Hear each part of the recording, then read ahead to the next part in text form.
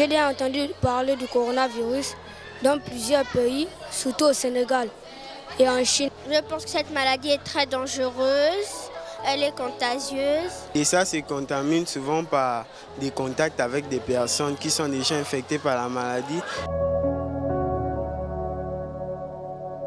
En fin d'année dernière, l'attention de la plupart des pays du monde était focalisée sur de nouvelles perspectives économiques. Comment résoudre la guerre commerciale entre les États-Unis et la Chine, la sortie du Royaume-Uni de l'Union européenne, l'incessant dynamisme économique des pays africains, bref.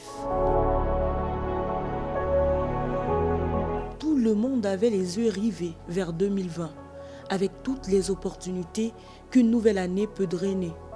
Mais c'était sans ignorer que le vent, que dis-je, une tempête nommée Covid-19 s'apprêtait à s'abattre sur l'économie mondiale, la ralentissant. Il appartient à un groupe de famille de virus, sauf qu'à la différence, sa transmission est plus rapide. Le vin est tiré, il faut le boire, nous dit l'adage.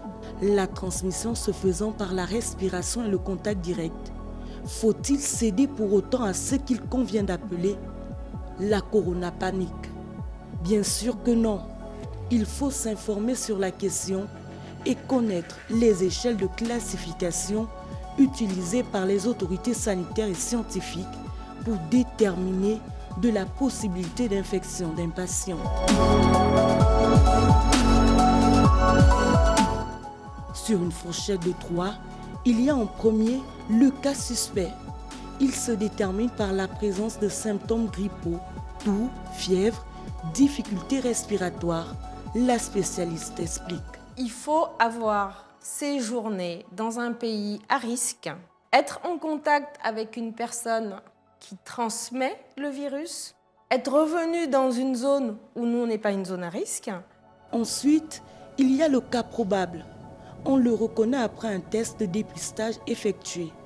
En l'attente des résultats des prélèvements, le cas confirmé intervient au moment où les résultats des prélèvements s'avèrent positifs. Qu'il soit symptomatique ou non, le patient est alors considéré comme un cas confirmé. On peut également rencontrer le cas contact.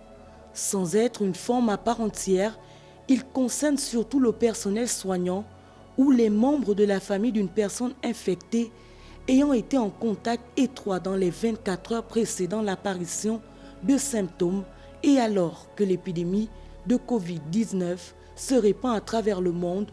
Nombreux sont les malades considérés aujourd'hui comme complètement guéris du nouveau coronavirus, notamment en Chine où l'OMS a annoncé la guérison de 70% des personnes atteintes du virus, ou au Sénégal où le patient zéro est aujourd'hui guéri.